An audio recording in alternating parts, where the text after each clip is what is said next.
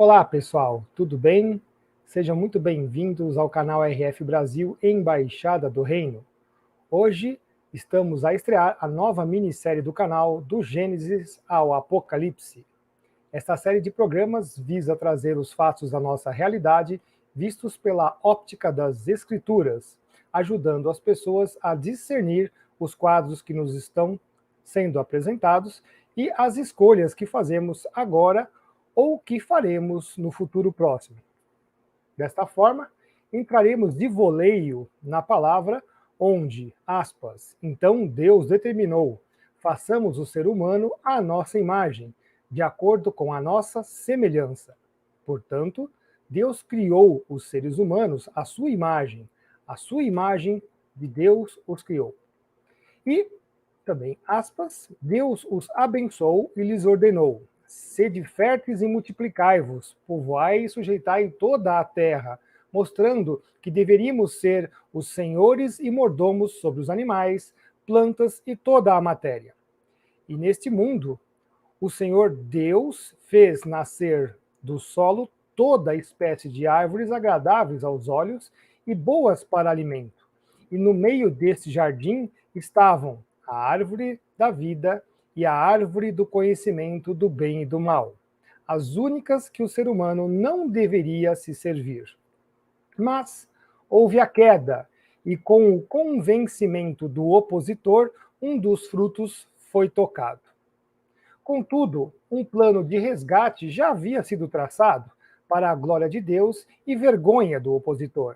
A figura de Cristo, o Cordeiro Imaculado, tornou-se digno de tomar o livro e de abrir os seus selos, porque foi morto e com o teu sangue justo pagou o resgate da humanidade de volta a Deus, oferecido para todo aquele que o aceitar unicamente como pontífice, seja ele de qualquer tribo, língua, povo e nação.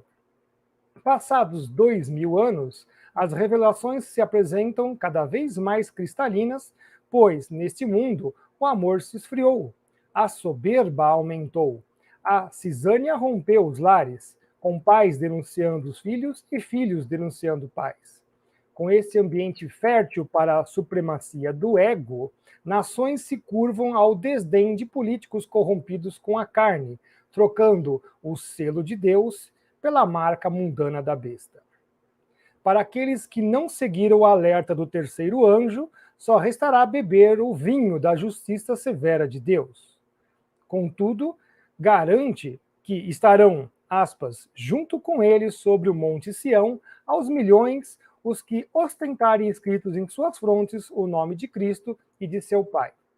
Assim, o vencedor andará trajado com vestes brancas e de modo algum terá apagado o seu nome do livro da vida.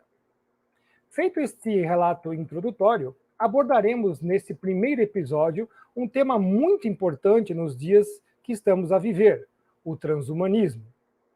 Para que ele serve? Como que esse tema se encaixa nas escrituras e como ele se reflete na sociedade construída pelos homens? Quais são os seus desdobramentos? A que reino ele pertence? E, finalmente, quem estaríamos a desafiar? Para discorrer sobre o assunto, meu convidado de estreia é o senhor Daniel Ferraz. Ele é um estudioso de filosofia, especialista em geopolítica e aborda, com ênfase, as ações dos movimentos revolucionários e suas consequências sobre a sociedade e sobre o mundo. Autor do livro Línguas de Fogo, é também colunista dos portais PH Vox e Influência Jovem. É diretor do canal Daniel Ferraz. Bom, para começarmos então, quero convidar aqui o senhor Daniel Ferraz. Boa noite, senhor Daniel. Muito obrigado pela sua presença aqui no nosso canal RF Brasil, Embaixada do Reino.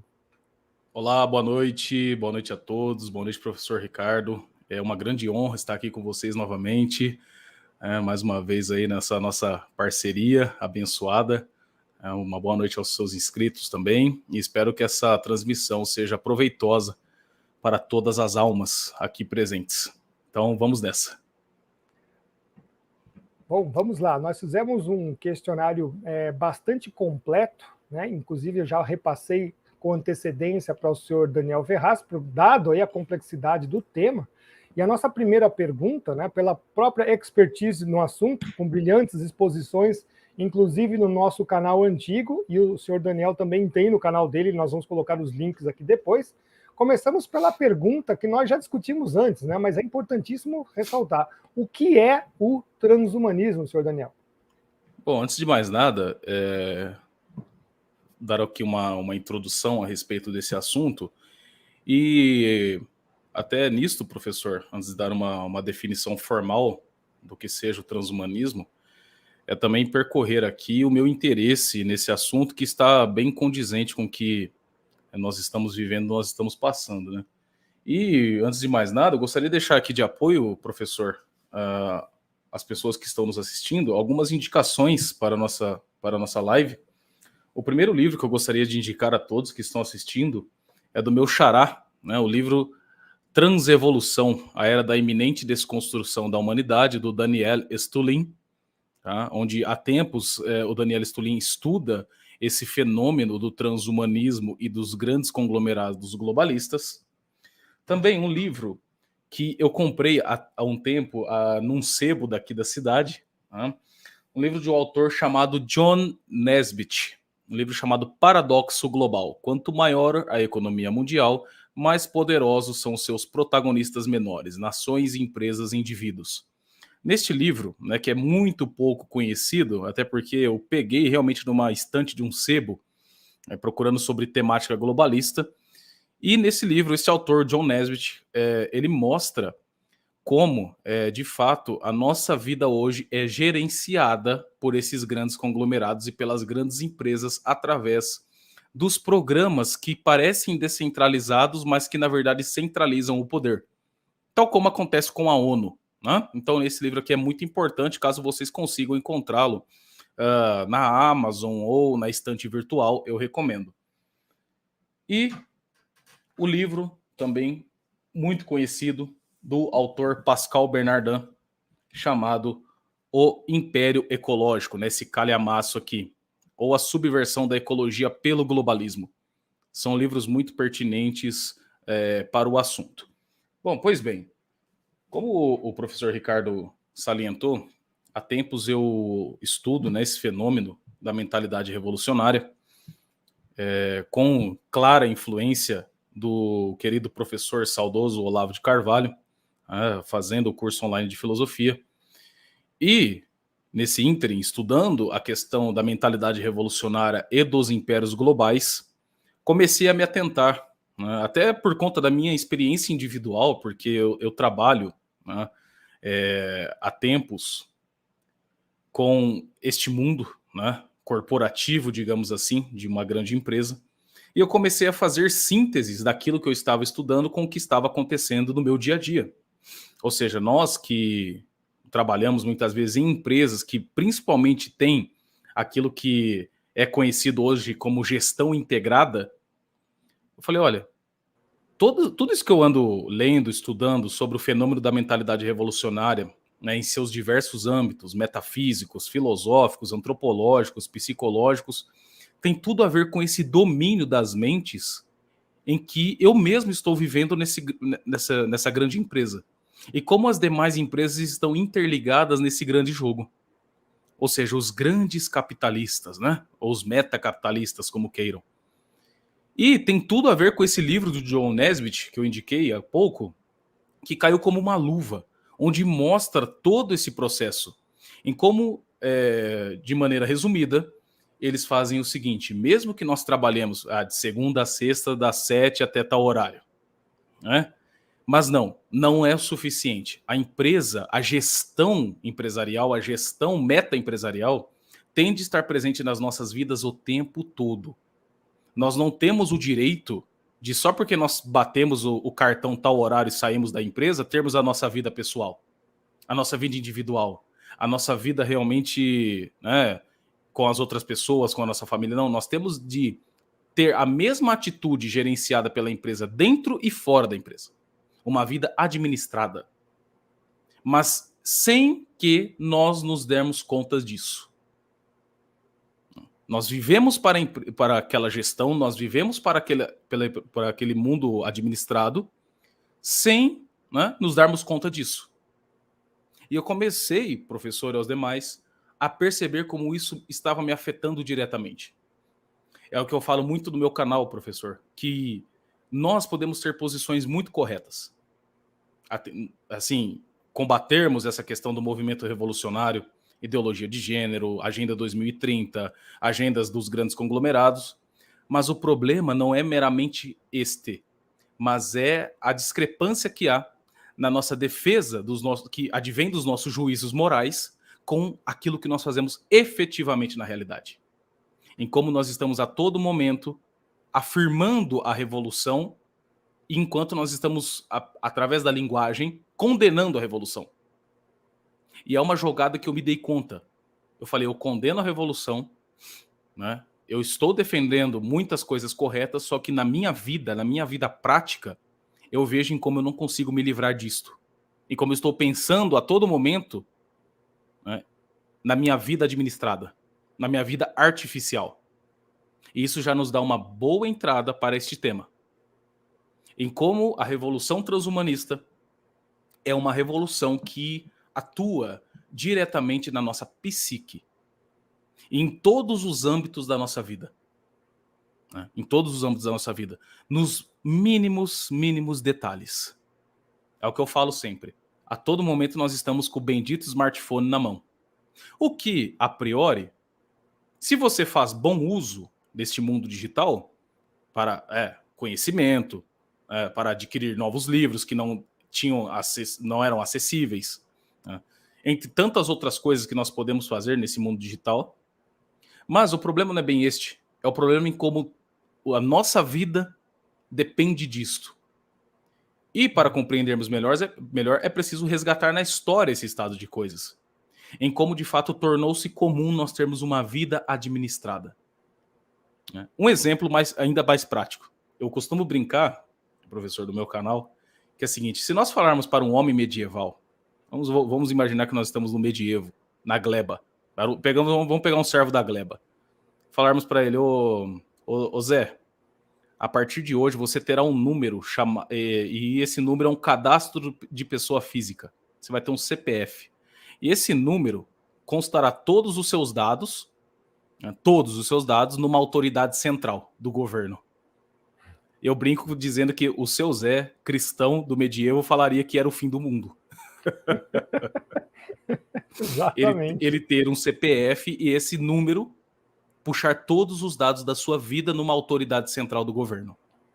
Ele falaria que seria o apocalipse, é o fim do mundo. E como, de fato, nós nos acostumamos com isso? É normal. É normal você ter todos os seus dados, toda a sua vida à disposição de um governo. E não somente isso. Hoje em dia, sua vida disposta, né, e toda expressa ali, mostrada na sua biometria. Você põe a sua biometria e o burocrata do Estado tem todos os seus dados. E não somente o burocrata do Estado, mas um sistema que mescla o Estado dito oficial e aqueles que mandam no Estado, as oligarquias metacapitalistas. E as pessoas aceitam de bom grado isto, porque consideram normal. E porque falam que isso realmente trouxe facilidades para a nossa vida. Hoje é muito mais fácil você se conectar com tudo. Você está conectado o tempo todo com tudo. Você tem acesso a diversas informações num período curtíssimo de tempo. Hoje você consegue baixar um documentário em segundos na sua casa. Hoje você consegue ter acesso a materiais em segundos na sua casa. Hoje você consegue, na verdade, emitir opiniões sobre tudo. Né? E as pessoas consideram isso uma beleza. Mas, se nós analisarmos profundamente, trata-se de uma banalização da vida humana. É você realmente se atentar contra a ordem natural das coisas. E nós paramos de analisar nesse sentido. Né? Portanto, né, define-se o transhumanismo como certa filosofia, como certo conjunto de ideias que visam, através da tecnologia, trazer, né, de modo arbitrário uma superação da condição humana natural. Onde todas as nossas fraquezas sensíveis finitas e contingentes, podem ser superadas por uma tecnologia superior, por uma superação do homem, ou no modo revolucionário, na criação de um novo homem, de uma nova sociedade e, portanto, de uma nova civilização.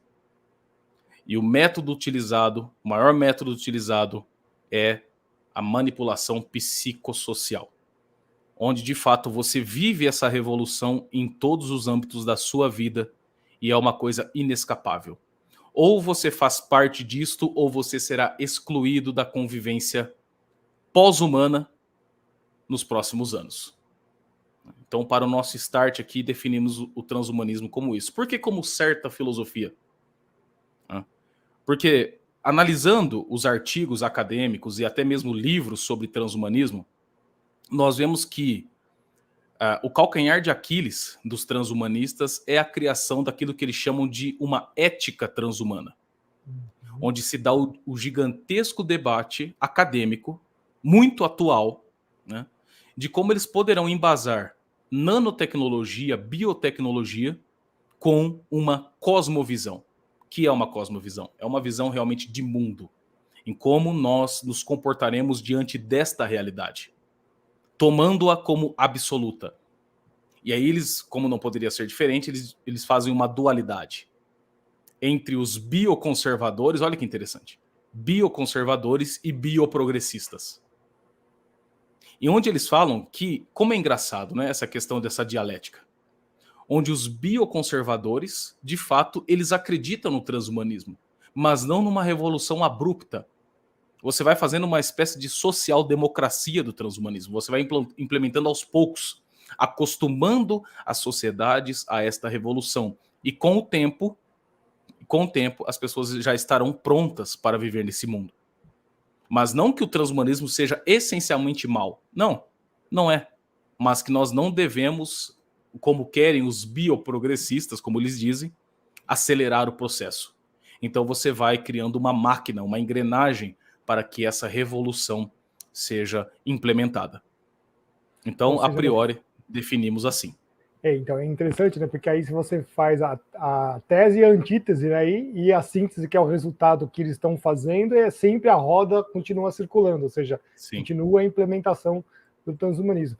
E é interessante assim, ressaltar esse ponto, né, que o senhor Daniel fez, que independe simplesmente da tecnologia, né? É uma coisa que é inculcada na mente das pessoas e na sociedade. Isso é muito importante de a gente ressaltar, porque na próxima pergunta a gente ia falar justamente sobre isso, né? Que a gente sabe que a medicina avançou a passos largos para estabelecer aí diversos procedimentos que realmente salvam a vida ou melhoram as condições de vida dessas pessoas que possuem deficiências, né? Um caso claro são aí os marca-passos, ou até mesmo agora um novo coração artificial que vai auxiliar um coração doente, ou seja, o cara fica com os dois corações, né? Olha só que coisa interessante, né? Mantém um coração velho e um coração novo, mas o cara tem que ficar ligado numa tomada, o paciente fica ligado numa tomada pro resto da vida, é uma coisa assim surreal de se imaginar, né? Mas fico imaginando de novo o seu Zé lá da medieval, como você falou.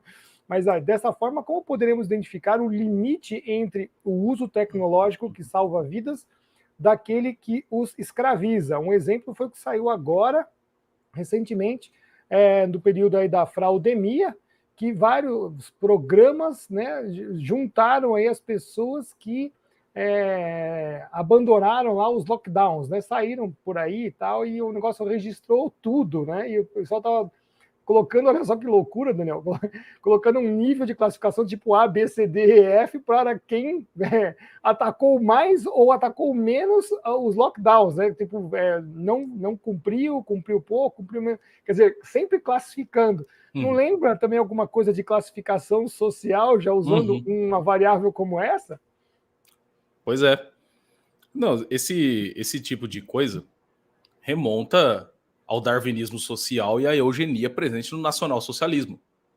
Sem dúvida alguma. Olha. O transhumanismo é uma filosofia eugenista, por excelência. Não tem nem como negar isto. Olha. É uma filosofia que propõe o seguinte: se você não estiver preparado para esse novo mundo, para aceitar isto, seja você um empresário, seja você um profissional, seja você uma pessoa normal mesmo, se você não estiver preparado para esse novo mundo, você deve ser realmente calado, você deve ser eliminado, você deve ser realmente removido disso. É evidente que esse processo, olha, é o mesmíssimo processo revolucionário. Trata-se ainda dessa base. Você precisa ter a base para entender a revolução, porque depois você vai ver que trata-se dos mesmíssimos pressupostos. Como o professor Ricardo falou no início da live, é ainda a ilusão do homem de querer tomar o lugar de Deus, né? De querer fazer o mesmo brado de Lúcifer. Non serviam, não servirei. Né?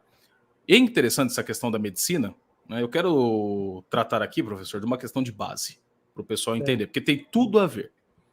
Vejam bem, no paraíso, né, quando Deus, né, como o professor falou da criação, quando Deus criou, né, os animais e viu que a criação era boa, quando Deus criou os rios e viu que eram bons, quando Deus criou a natureza e viu que era boa, o que isso significava? E quando Deus criou o homem e viu que era bom, o que isso significa? Significa que na criação natural de Deus existe uma bondade que nunca pode cessar. Jamais. É o que eu estava falando até mesmo no meu canal um pouco mais cedo. Tem um pessoal que estava na live lá e vai pegar esse repeteco. Que legal. Olha, se na natureza nós observamos que a natureza muda, certo? Nós temos mudança na natureza. As coisas, elas nascem, elas crescem, elas morrem, elas perecem. Há finitude na natureza. Isso é o ciclo normal da vida, certo? Só que, pelo fato de nós conseguirmos compreender esse processo da mudança no mundo, não quer dizer que o mundo é caótico, que o mundo é mau, substancialmente. Não. Quer dizer que apenas pelo fato de concebermos, né, que nós possamos compreender esta mudança, não observar empiricamente a mudança acontecendo num dado momento, mas através da nossa razão natural, saber que as coisas mudam e que é possível compreendê-las e estudá-las e contemplá-las, é porque é uma bondade substancial no mundo, onde a nossa razão repousa. Há uma primazia da realidade criada por Deus e a nossa razão. A nossa razão se adequa a essa realidade, a esse mundo extramental, né? É uma realidade objetiva, portanto, né? Existem coisas que são boas e que têm uma gradação na criação de Deus. Deus nos mostra essa hierarquia, Deus nos revela essa hierarquia e ela é realmente inteligível à nossa razão e apetecível à nossa vontade. Nós queremos saber, nós queremos compreender, nós queremos conhecer. Muitos dizem que não, eles são negacionistas da ciência. Não, esta é a ciência per se. O nosso desejo natural de conhecer, né? Nós somos animais racionais, nós somos criaturas racionais. E nós somos feitos para aprender, né? E, portanto, amar a criação divina. Só que, o que acontece? Com o advento do pecado, né, quando Adão e Eva desobedecem a Deus, nós temos o quê? A vontade desregrada do homem em querer determinar o bem e o mal. Inclusive, já falei isso no seu canal, né, naquela transmissão passada. Não é o conhecimento do bem e do mal, muitas vezes as pessoas confundem. Acham que é um conhecimento cognitivo que vai tirar o homem da ignorância, todo aquele papo iluminista bocó. Não é isto. O conhecimento de que fala o Gênesis é um conhecimento determinista. Somente Deus pode determinar. E mesmo assim, Deus não determina absolutamente, porque nos deu a nossa liberdade de escolha. Nós somos livres para escolher, certo? O que nos faz realmente livres nessa questão é quando nós escolhemos o bem. Porque quando nós escolhemos ofuscar o bem, através dos nossos desejos desregrados, a minha vontade de querer ser o maioral, isso vai me tornar um escravo, não vai me tornar livre. Isso vai me tornar um ser vicioso e vai me levar à escravidão. Então toda essa ordem foi feita por Deus. Agora, o que quis Adão e Eva? Determinar essa ordem. E querer recriar o mundo à sua imagem e semelhança, virando as costas para o ser de Deus. Esta é a narrativa concreta do Gênesis. E as interpretações que muitos farão deste episódio é que realmente reside a base dos nossos problemas. Em que muitas correntes esotéricas, ocultistas, interpretarão né, o Gênesis capítulo 3, versículo 5, como uma espécie de libertação da criação que não é boa substancialmente, mas que é má. E que Deus Criador, ele não é Deus Pai, mas é uma outra espécie de divindade. Uma outra espécie de divindade que se desprendeu de si mesma e criou outras divindades. E aqui nós vamos contra a criação ex nihilo, relatada na Bíblia. A criação do nada. Não, Deus não criou do nada através da sua potência ativa, através do seu poder, da sua onipotência. Não, Deus se desprendeu de si e uma outra divindade que criou o universo e nos prendeu nisto aqui. Então Adão foi o primeiro, né, o Adam Kadmon, foi o Adão primordial que conseguiu se libertar dessa ilusão, que eles chamaram de Maia, né, no simbolismo esotérico, e que ele conseguiu se libertar e se unir com a divindade primordial, que emanou do seu ser essa segunda divindade. Ou seja, uma interpretação anticristã e muito estranha para nós. Porque se o mundo é mau, e se no mundo finito, na finitude, na matéria, reside o mal, nosso Senhor Jesus Cristo encarnado não era Deus. Porque como nosso Senhor Jesus Cristo encarnado poderia ser bom, infinitamente bom, se ele encarnou? Então ele não era Deus. Ele era mais algum profeta dentre tantos outros que veio trazer, agora sim, é bom prestar atenção, veio trazer não a salvação das nossas almas, não veio trazer a redenção, mas veio trazer um conhecimento que estava oculto, uma gnose. Ele, assim como outras divindades, Buda, Shankara, né, entre outros, não vieram trazer o quê? Um conhecimento oculto. Eram detentores dessa mesma divindade, desse mesmo conhecimento, desprendido dessa mesma divindade, e o mesmo conhecimento que Adão adquiriu. Então veio Cristo, veio Buda, entre outros. Aí o pessoal mais esperto já fala, não, aí está o significado desse sincretismo religioso que nós temos hoje em dia. Onde Jesus não é verdadeiramente homem, verdadeiramente Deus. Né? Não é o Redentor, não. Ele é detentor de um conhecimento que veio nos trazer. Mas aí nós temos o auxílio do Evangelho em João, onde Cristo diz, nada ensinei em segredo. Nada ensinei em segredo. Isso nos diz o Evangelho de João. Ou seja, uma interpretação apócrifa, gnóstica das Sagradas Escrituras. Mas são nessas interpretações, logo nos primeiros séculos, que nós teremos isto que o professor fala hoje. Falou agora. Ou seja, pegamos um episódio concreto, como a pandemia, onde nós temos realmente as pessoas querendo determinar as ações alheias, a liberdade alheia. Na interpretação biônica, revolucionária deles, você só é livre quando você obedece aos mandos e desmandos daqueles que querem determinar o bem e o mal, porque obtém um conhecimento que você não tem. Ou seja, eles estão libertos já deste mundo. Eles não têm que prestar contas a este mundo. Eles não têm que prestar contas a nenhuma justiça.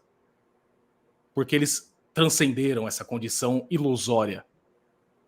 Eles já obtêm o conhecimento oculto. E através disso, eles têm de determinar toda a existência daqueles que ainda estão alienados no mundo da ilusão. E isso é propriamente a base da revolução transhumanista e de todas as outras revoluções. De todas as outras. O que acontece com a questão transhumanista é que, negando a finitude humana, negando a contingência, negando os nossos sentidos, ou seja, o nosso paladar, nosso tato, nossa visão, audição, ou seja, os nossos sentidos naturais, colocando nos nossos sentidos internos também a imaginação, a memória cogitativa e o senso comum, como se fossem falhos, uma porcaria, como se não funcionassem de jeito nenhum, eles funcionam, nós não. Né? Então é preciso destruir esse homem fraco, dependente, para construir um novo homem tecnológico. É o que eles chamarão, portanto, de alcançar a singularidade. Isso é uma linguagem transhumanista.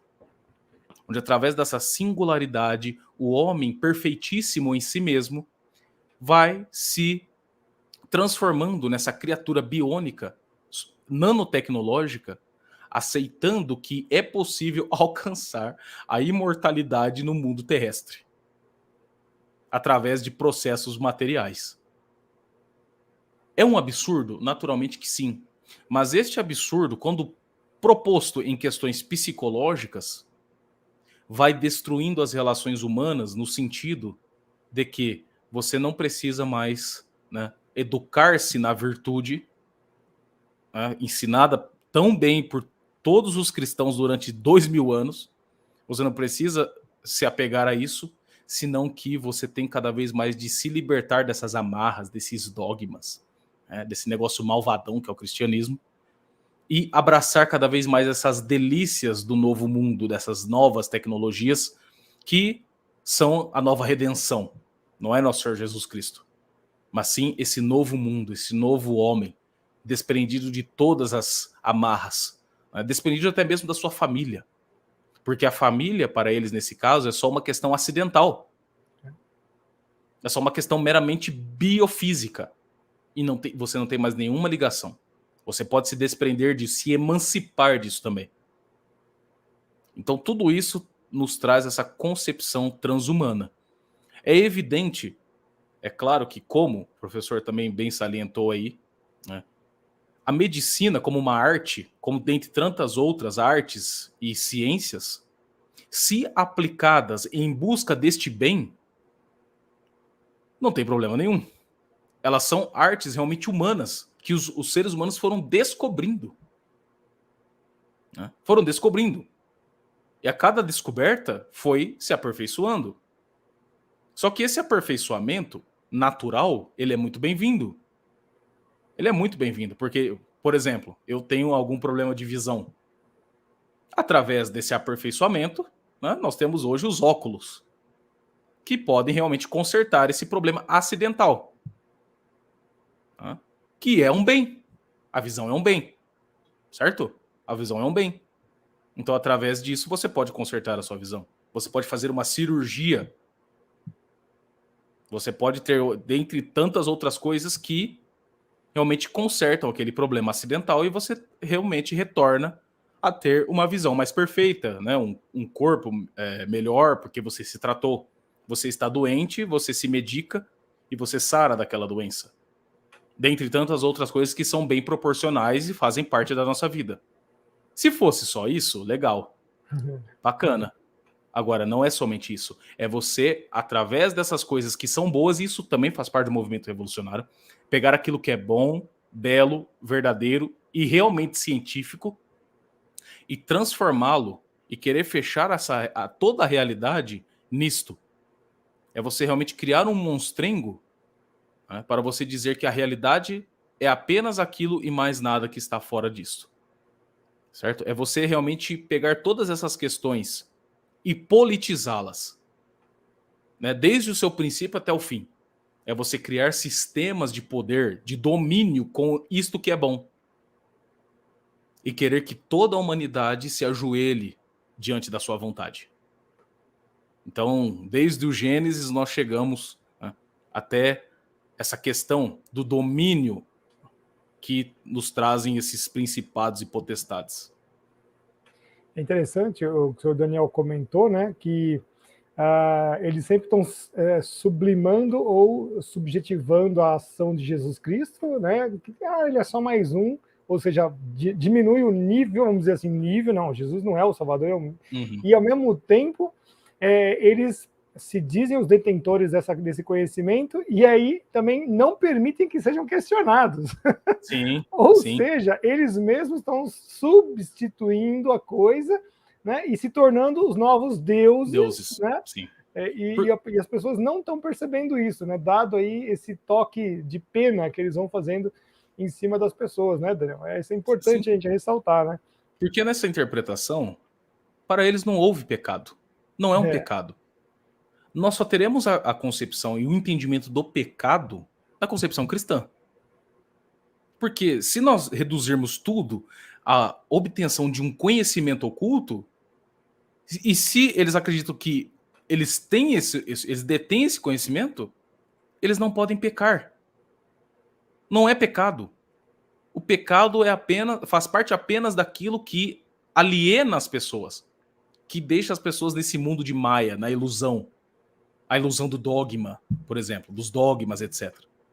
Porque eles não têm pecados, então, eles não têm pecados, eles são homens pneumáticos, né, na linguagem esotérica. Exatamente. Eles são puro espírito. Eles estão unidos com uma realidade suprema, identificados completamente. Então eles não podem errar, eles não têm pecados, eles não é o erro e o acerto são categorias para eles meramente, como o senhor disse, subjetivas. Não tem objetividade. É apenas um ponto de vista, é o relativismo. Então vejam, o transhumanismo ele traz consigo toda a base revolucionária, como não poderia ser diferente. O que acontece é que, com os meios de ação que eles têm, aí sim, meios de ação materiais, eles são capazes, foram capazes, estão sendo capazes de dominar o globo terrestre. Por quê? Hoje em dia, como repito aqui, se você quiser fazer parte desse novo mundo, você tem de realmente ter coisas que vêm deles, são deles, e que você não pode negar, como é a questão da economia.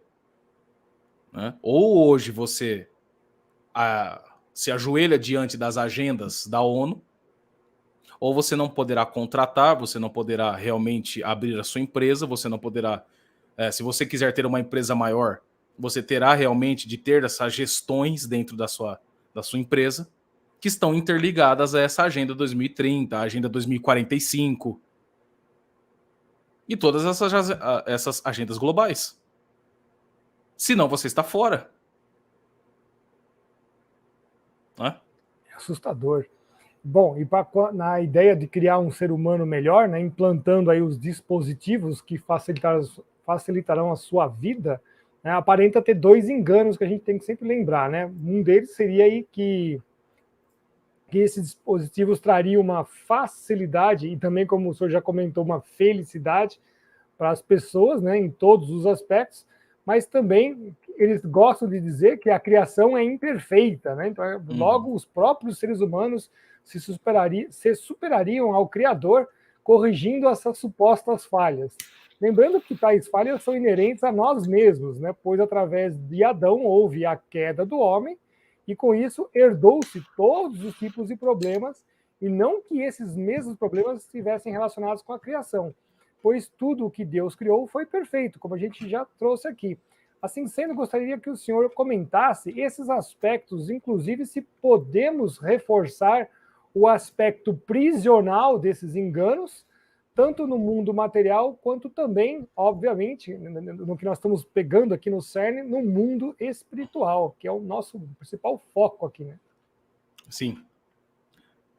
Quando inicia o processo civilizatório, o homem ele tem de se virar. Começam as penitências. E Deus já deixa logo no início a penitência do trabalho. O homem tem que trabalhar, ele tem que se alimentar. Né? E aí nós caímos depois na narrativa, né, bíblica da história de Caim e Abel. Onde Abel realmente oferecia tudo que podia, simples, né, humilde para Deus, mas oferecia de coração. E tinha Caim, né, que oferecia de uma forma blasfêmica, digamos assim, a Deus. Que ofendia a Deus. E com a inveja, Caim matou Abel. E Caim foi o fundador das cidades. Ele fundou as cidades. E aí você tem, desde o início, a concepção de administrar e controlar os outros. Mas nessa época não havia especulação filosófica. Começa depois, bem depois. Quando nós temos no início da especulação filosófica, lá com Jônios, né, depois passamos pelos pré-socráticos. Inclusive eu tenho uma série no meu canal, se o pessoal daqui quiser assistir, sobre a história da filosofia, eu recomendo. E o que acontece? Muitas dessas pessoas começam a especular acerca da realidade, não é que eles eram maus, não é malvadões. Pegaram Demócrito, Heráclito, Parmênides, Pitágoras, Protágoras, todos eles, dadas suas diferenças, eles estavam descobrindo alguma coisa da realidade. Querendo ou não, eles estavam descobrindo. Era uma descoberta. As concepções deles eram equívocas, muitas vezes equivocadas, erradas? Sim. Mas eles tinham aquela honestidade. Eles estavam descobrindo, olha como as coisas mudam. Olha como as coisas são aparentemente caóticas. Meu Deus, uma hora tá quente, uma hora tá frio. Né? Uma hora tá dia, uma hora tá noite.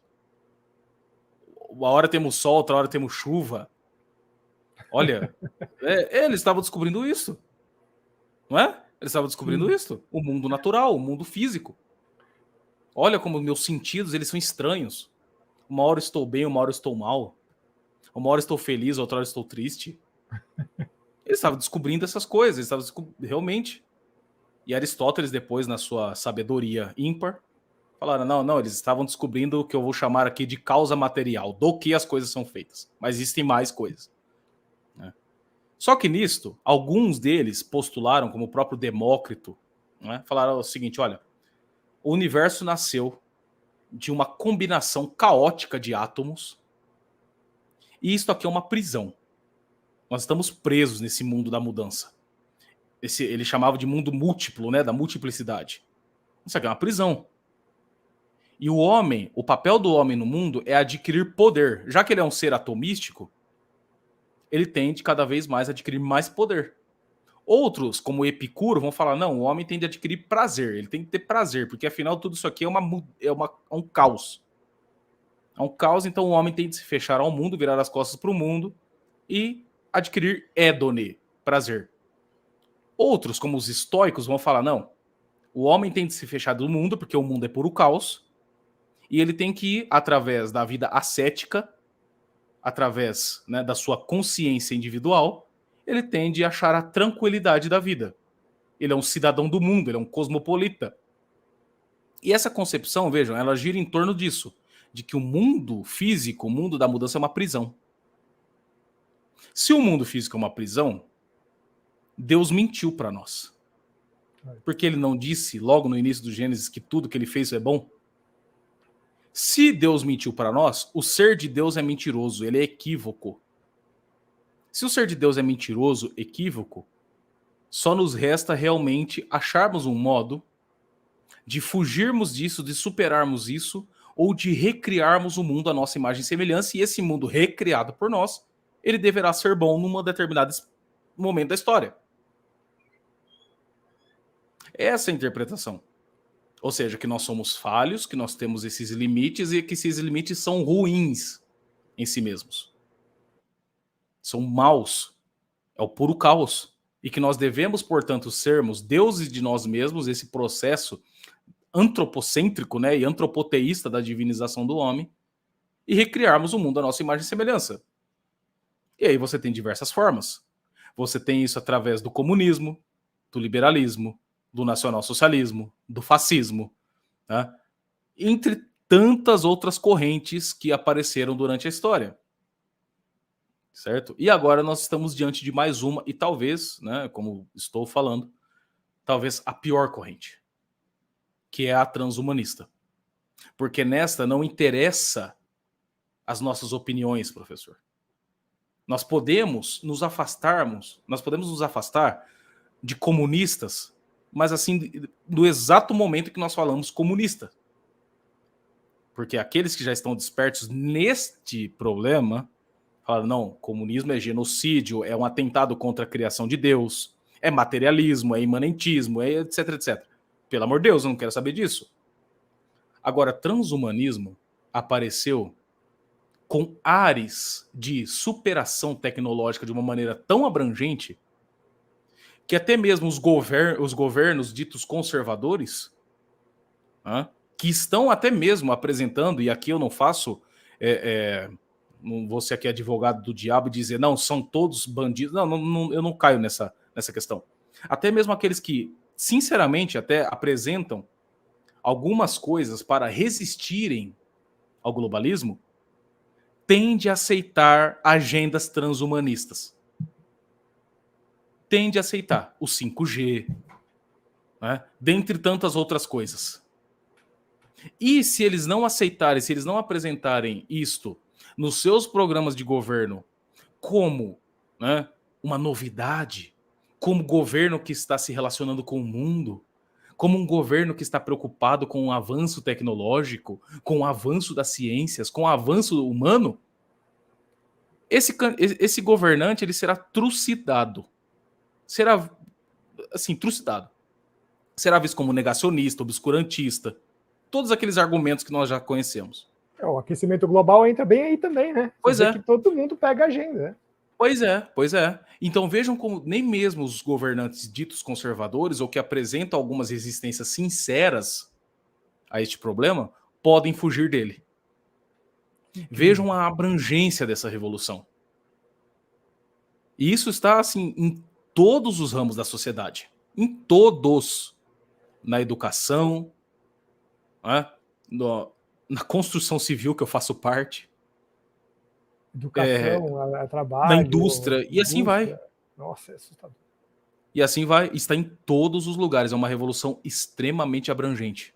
E ela é tão abrangente que, assim, você sente um tanto dela fisicamente, quando você realmente tem que colocar uma biometria e sabe que naquela biometria estão todos os seus dados, ou quando você tem um passaporte sanitário, Isso.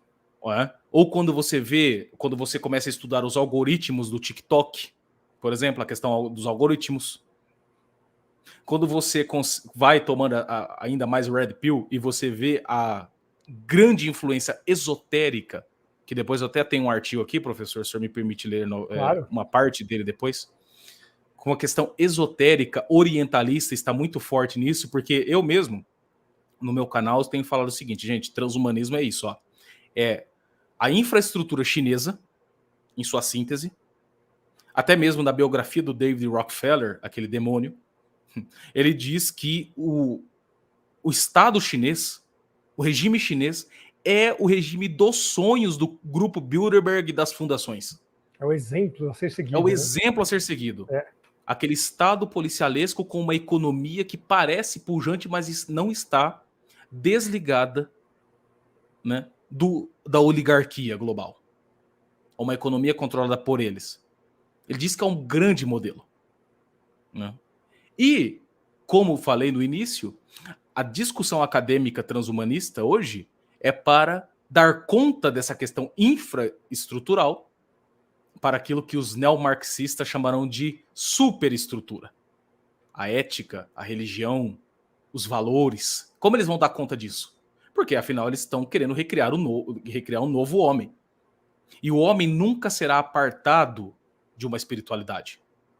Pode ser uma espiritualidade realmente errada. Pode ser algo que está desprendido de Deus. Mas que eles entenderam que o homem, ele depende de um mito fundador, de uma espiritualidade, de uma base, que é aquilo que eu sempre falo, ninguém começa uma casa pelo telhado. Ninguém. Ninguém começa o bolo pela cereja. Exato. Não existe isso. O homem precisa de bases, de valores.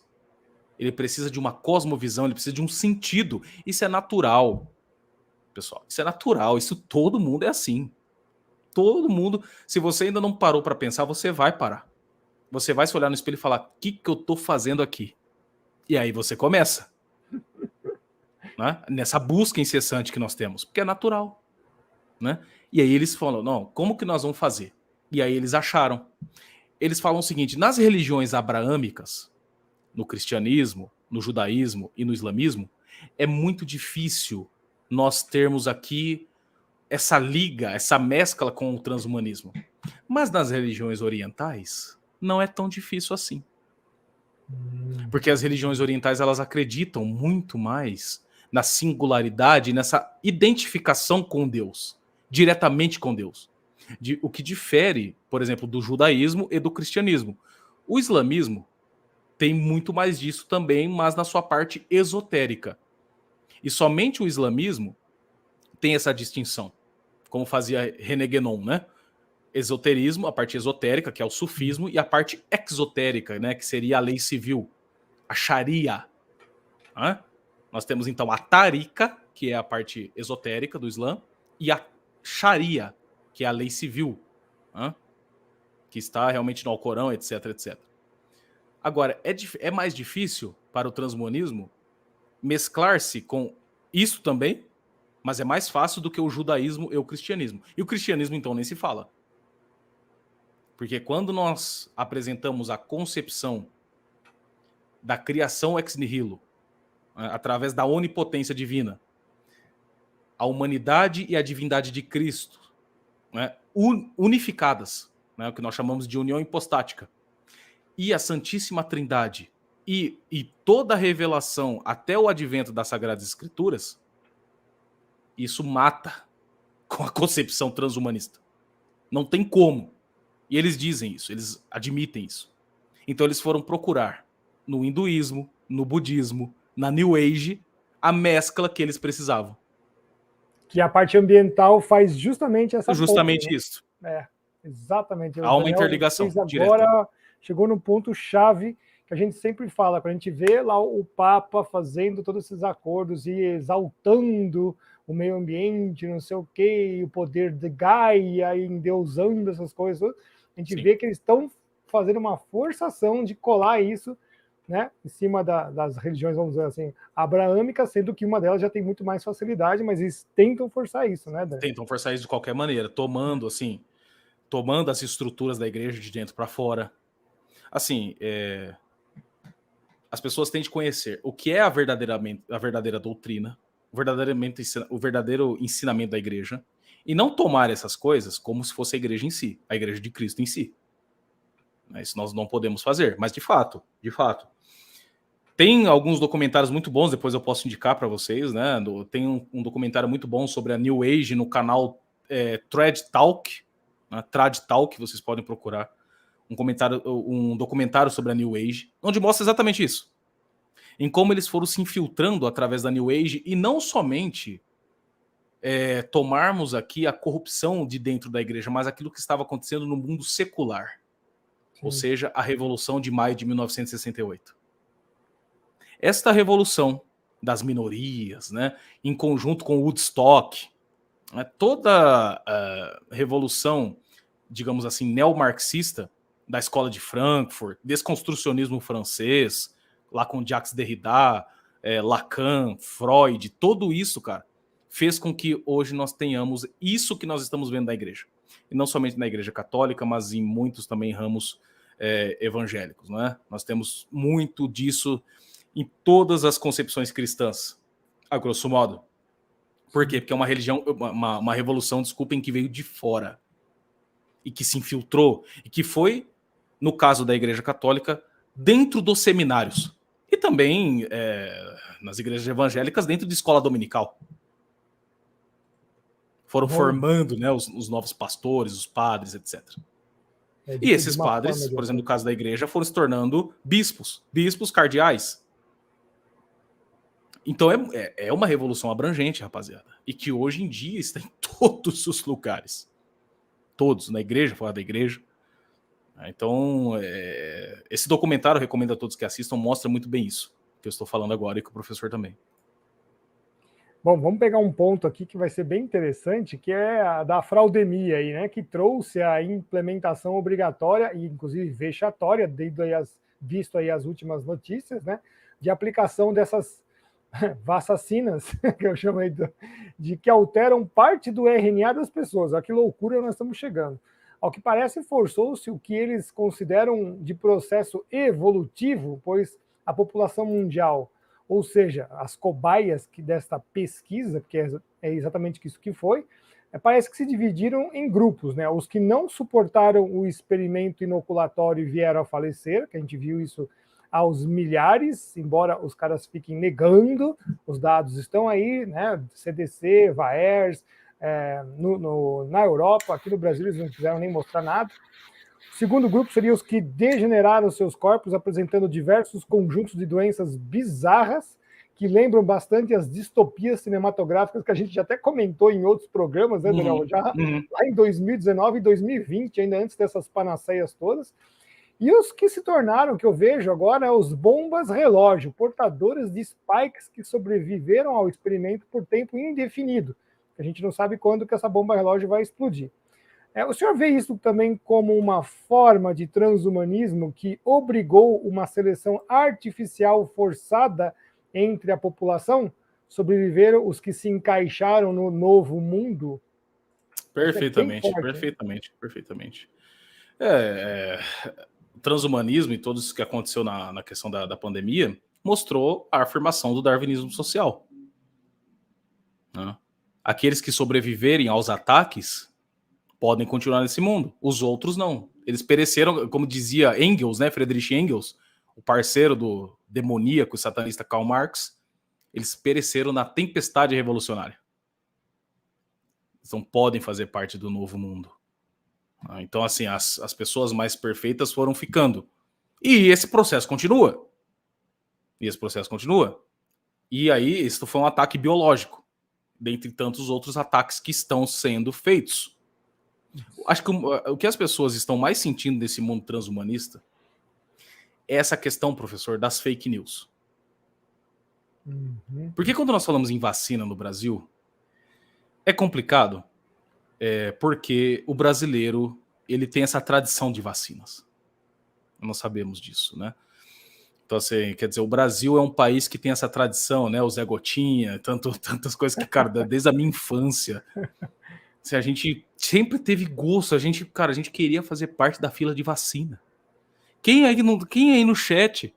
Oba, tá tendo vacina, vamos lá tomar. Quando a gente era criança, a gente achava legal pra caramba. A gente ia correndo tomar vacina. Sabia que a gente via... Nossa, olha, só de lembrar. Sempre morei em bairro periférico, sempre. E aí, descendo algumas ruas de casa, às vezes tinha um postinho ali do bairro e uma fila enorme. E aí, cara, a gente ia com os amiguinhos, a gente ficava na fila para tomar a vacina. Somente porque as outras pessoas estavam lá. Quem nunca, cara, cresceu em bairro pequeno, não fez isso? Faz parte da nossa criação, do nosso modo. E isto é utilizado, essa inocência que muitos de nós tínhamos, é utilizado para isto, para controle. A gente ia e nem sabia por que estava indo. Tinha muita gente aqui dizendo que eu não. Eu não, Vocês não me enganam, não, viu? Vocês iam tudo pra fila da vacina. Não, mas, cara, era assim, aqui no interior era mister. Tinha fila da vacina, o pessoal tava lá. Eu, quando era criança, fui muito nisso. Depois de um tempo, quando eu comecei a entender, falei, o que eu fiz, meu Deus? Eu tava indo de ponta cabeça pro controle. Acontece, né? Mas depois que você se toma conta, você vê bem isso aí. Você entende o esquema, você fala, não, mas por que eu estou sendo condicionado nisto? Né? Às vezes, pela experiência que você teve, você começa, não, eu fui também condicionado nisso. É importante. Ser feito de bobo é muito bom às vezes. Sabiam? Ser feito de trouxa é bom. Porque você é feito de trouxa uma vez e quando você entende, você é feito de trouxa duas só se você quiser. Agora, quando você não entende, você muitas vezes pode ser condicionado num determinado processo e não se dar conta que está sendo feito de trouxa. Então, ser feito de trouxa às vezes é bom. É tal coisa, de todo mal Deus tira um bem, certo? Então, quando você é feito de trouxa, tem que tirar um bem disso. Mas sim, eu vejo que isso é um controle, né?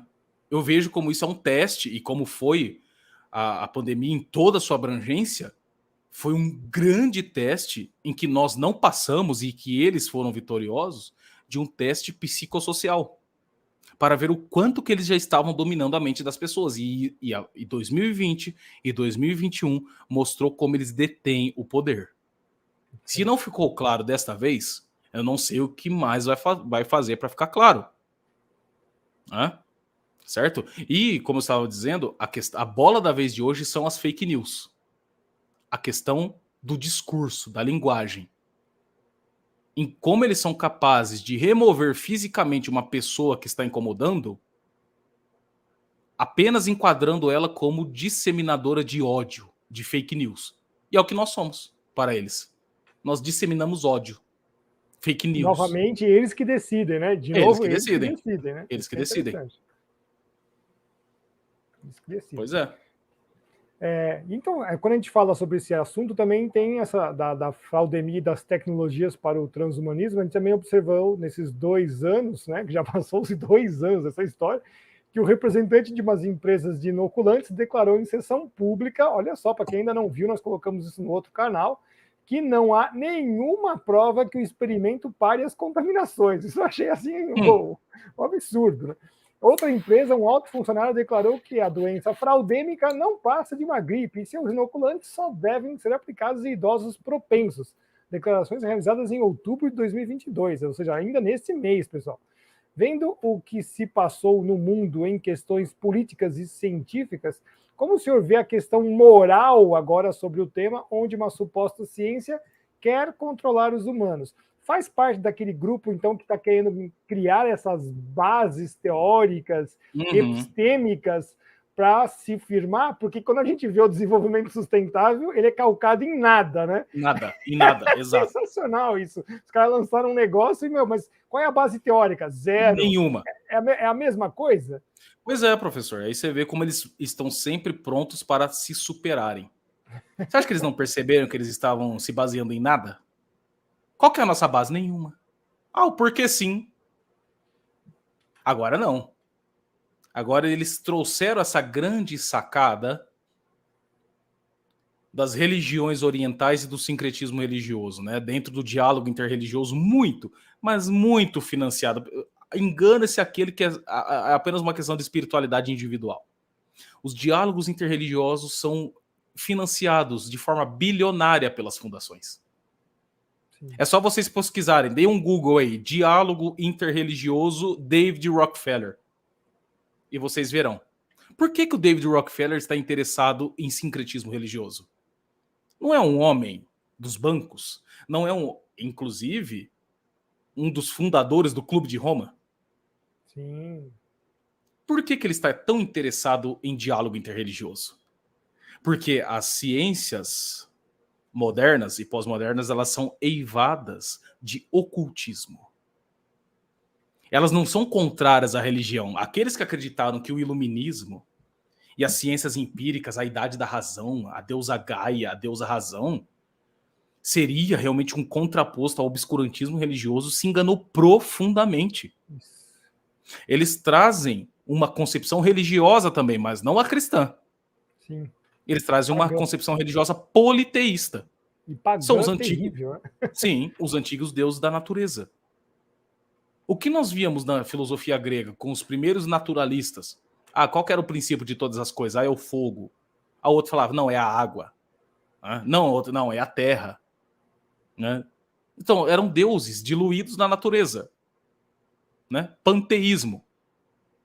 E as ciências naturais, as ciências empíricas, apartadas da metafísica e da filosofia, tornaram-se porta-vozes desse ocultismo, desse politeísmo. E isso tem muitos livros, inclusive esse do Pascal Bernardin que eu indiquei, vai mostrar isso claramente. O livro do James Billington, chamado A Fé Revolucionária, é um calhamaço também, chama A Fé Revolucionária, James Billington, eu recomendo a todos que leiam.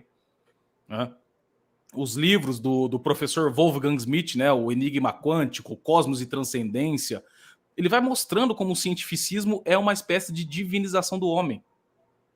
E como as ciências realmente apartadas da filosofia e da metafísica começaram a se tornar absolutistas, o que vai contra a própria concepção de ciência. Porque toda ciência que se preza, já falamos muito, eu e o professor já falamos muito disso, toda ciência que se preza, ela recorta uma determinada realidade e estuda aquele recorte dentro dos seus próprios pressupostos. Isso. Então a física vai estudar realmente o ente enquanto móvel. Certo? O que acontece com as ciências físicas, principalmente com o advento do mecanicismo? Não, o que vale agora é o mundo inteiro, o universo inteiro como uma máquina. Tudo é uma máquina. Aí você fala, mas é a física querendo tomar o lugar de tudo. Da biologia, e é uma querendo a batalha de deuses mesmo. É a batalha de Bios, né? De Eros e Mamon, tudo ao mesmo tempo. Tudo querendo se mesclar e se destruir e se reinventar o tempo todo. Então, eis a explicação para isso. Né? E é interessante que o senhor está falando que depois, para poder colar a ideia de evolução, eles precisavam também mudar, né, a visão. O homem muda, então a sua visão do mundo natural também muda, né? Então ele fala assim, bom, máquinas só funcionam, então a gente não tem como subir desse nível, né? Então vamos inventar Sim, uma outra coisa. Então perfeito, tudo evolui, aí tudo começa a ser evolução. perfeito. Evolução na biologia, no mundo, não sei o que e tal. Ou seja, a transformação que naturalmente já acontece no mundo, os caras põem uma roupagem nova para Perfeito. trocar Perfeito. como é que a gente pode dizer? O paradigma que estava vigente, né? É Exato. simplesmente isso, gente. Exato, exato, exato. Se não existe uma realidade inteligível, essencial, imutável, eterna, né? Se tudo é mudança, se tudo é caos, e se nós estamos em busca de um progresso indefinido, então aquilo que foi apreendido agora não necessariamente será o que é apreendido depois. Porque não existem formas substanciais, não existe uma estabilidade na realidade. Aquilo que você assenta a tua inteligência e estuda aquilo. Onde você busca o ser daquela coisa, ou seja, aquilo que a coisa é, a causa formal. E você também busca aquilo que move aquela coisa ter aquela determinada inteligibilidade, a causa eficiente. E a finalidade daquela coisa em que você se debruçou a estudar, a causa final. Você não tem mais isso. Você tem apenas essa questão caótica, mutável. Então, no processo seguinte, nós vamos melhorar. Quando? Não sei, mas nós vamos. É a mesma coisa da democracia. Um dia a democracia é uma palavra sacra. Ai de você. Se você, como eu, mete o pau na democracia liberal, você está lascado, você é impopular, né? Você está lascado. Por quê? Porque ainda nós não chegamos na democracia, professor, nós estamos indo para ela. Sempre. Nós não chegamos no comunismo perfeito, nós estamos indo para ele. E assim vai. Porque as coisas nada são. Elas ainda têm um eterno devir, elas ainda serão alguma coisa, e olhe lá. Então é preciso, nesse processo, ir se superando, se superando, se superando. Mas não é uma superação. Muito, muito pelo contrário. É sempre um eterno regresso a uma condição que nos separa daquilo que é bom. É sempre uma regressão, portanto. É uma humanidade que se destrói a si mesmo o tempo todo em nome de estar buscando a ordem. Olha que coisa maravilhosa. Isso vai casar bem nesse ponto que nós vamos pegar agora, que vai abordar o profeta Daniel. Né? Que justamente, eu sou cercado por Daniéis por todos os lados, meus amigos todos são de nome Daniel. Mas vamos lá, né? Que o profeta Daniel também interpreta o sonho de Nabucodonosor, a rei da Babilônia, que fazia o quê? Né? Trazia aquela estátua multimetálica, né? Vê-se claramente da cabeça aos pés uma perda, né? Não só de valores, mas também de brilho, dado pelos metais que vão sendo descritos, né? Terminando na mistura de ferro com barro, que é utilizado nas pernas e nos pés. Aí, tendo em vista essa revelação do profeta Daniel, podia até dividir em 2 pontos aqui, né? Primeiro, como que poderíamos avaliar essa trajetória da humanidade através do tempo, querendo culminar com a tecnologia ferro mesclado com o humano, que seria a representação do barro, né? Então, os seres humanos nisso, e ao mesmo tempo lembrando, né, que como o ferro e barro não se amalgamam, se casa bem com o que o senhor acabou de falar, né? Se essa revelação poderia também marcar o fracasso dessa empreitada, nesse caso pelo aspecto tanto material, que é o humano, quanto o imaterial, que é o espiritual. Quer dizer, você está criando e o pessoal já vai entender por que nós estamos trazendo essa pergunta aqui para colar para o nosso final aqui da nossa apresentação. Então, só para recordar aqui o senhor Daniel, então, como poderíamos avaliar essa trajetória da humanidade através do tempo, querendo culminar na tecnologia mesclando com o humano, e como o ferro e barro não se amalgamam, essa revelação também poderia traçar o fracasso dessa empreitada. O que o senhor acha? Tem um autor francês que nos trará esse entendimento simbólico, né, das idades, por exemplo, um autor francês chamado René Guénon. Autor esotérico, não recomendo que leiam sem o devido preparo, mas ele vai dizer o seguinte, olha, passado todas as idades da humanidade, nós estamos na idade de Kali Yuga, ou seja, a decadência completa.